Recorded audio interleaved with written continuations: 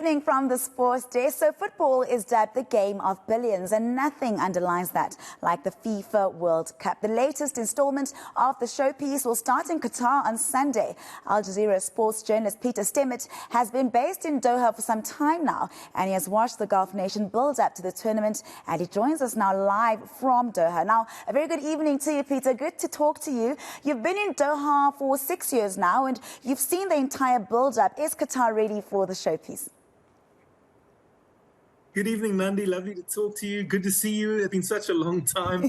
Yeah, this country is ready in many ways. It's just like we had in South Africa in 2010.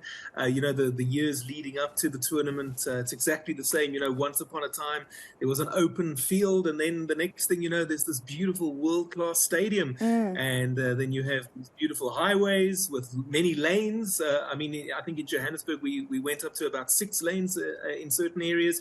Here, I think there's 8-lane highways even. Wow. And then you see there's this beautiful metro system that has also just sprung up in the last couple of years.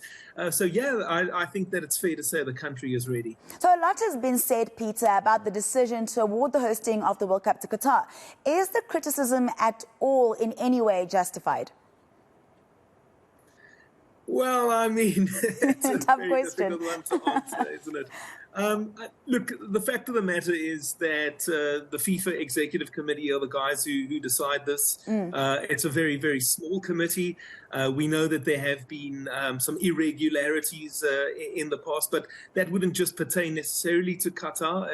It would pertain to the Russians, South Africa. We know that our World Cup hosting was under a dark cloud as well. You know, stories of that $10 million bribe to Jack Warner.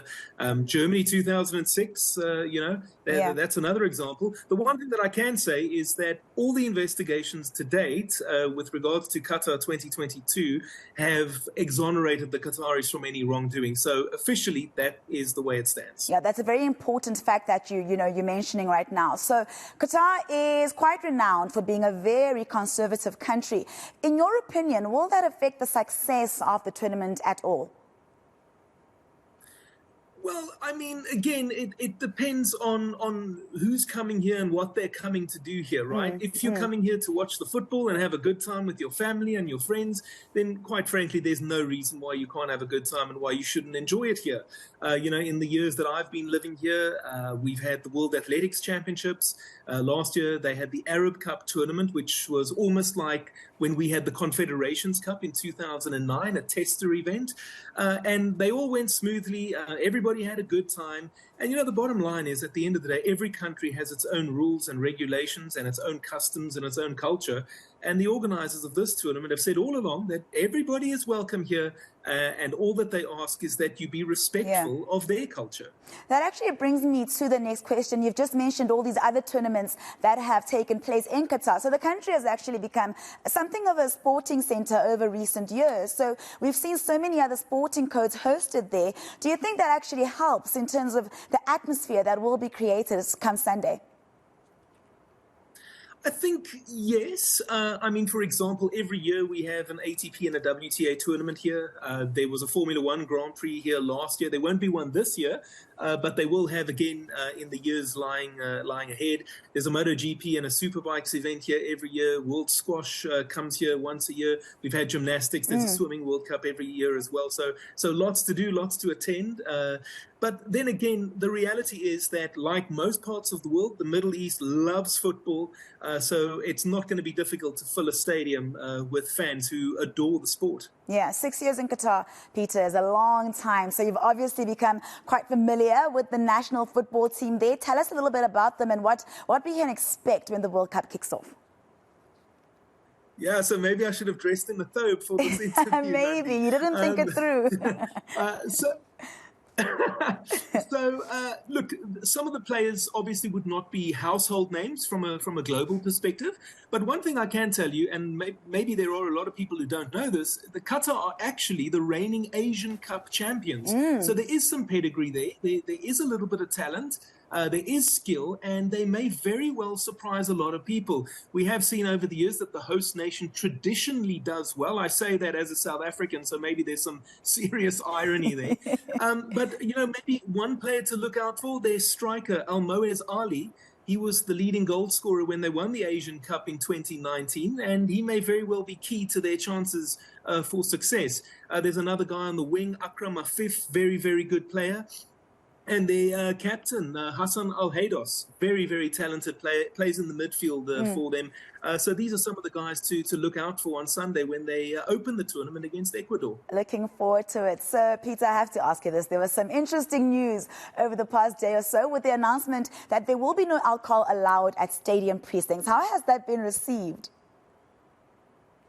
Well, I think the people that have come here from countries that love beer guzzling, maybe not so well. But then again, as I mentioned a little bit earlier, that every country has its own rules, its own customs, its own culture. And the reality is that in this part of the world, beer drinking is not really a big thing. And so it's not going to affect the local population.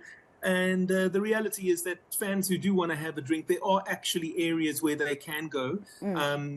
Obviously, as you said, not in the stadiums themselves, but outside in the fan zones, at hotels. And if you're lucky enough to have a fancy luxury suite ticket at the stadiums, you can actually have a glass of wine and a beer there. Oh, that's interesting. I think a lot of people didn't know that part. So I want to get a little bit serious just for a moment. Some of the criticism has been particularly about the treatment of migrant workers. Like I mentioned earlier, you've been there for about 6 years. How has your personal experience been of working and living in Qatar? Yeah, so from a personal point of view, this country has been very good to me. It's been very good to my family. We live a very happy life here, a very peaceful life. We've made some money here as well, so we've been able to do things that we weren't able to do when we were living in South Africa. That's not a criticism of my home country. That's just me, giving you or trying to give you an accurate portrayal of what life is like here. Obviously, it's very hot in summer. I've made the comment before that in Qatar, summer is an indoor season.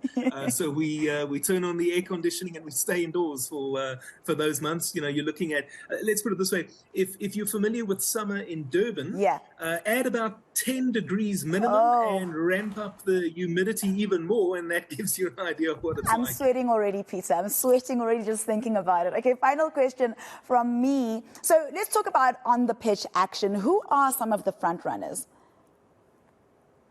Well, I think you have to look at the defending champions, France. I know that they've had a couple of injuries in the last few days, especially, but also running up to the tournament, like Paul Pogba is obviously out, and that doesn't help their cause. A couple of other players as well that are going to be missing, so that doesn't help. But they are a strong side. They've been together for a long time. Didier Deschamps has been at the helm ever since the World Cup in 2014 when they were eliminated. I think Laurent Blanc was their head coach at that tournament, if I remember correctly, and then Deschamps took over after that. So he's been there for a while. The players have been together for a while. They've obviously got a lot of experience. Karim Benzema, Olivier Giroud is still around. It sometimes feels like he might be 100 years old already. I wouldn't look past them. I think Spain were very impressive for me anyway at the Euros last year, so I would include them.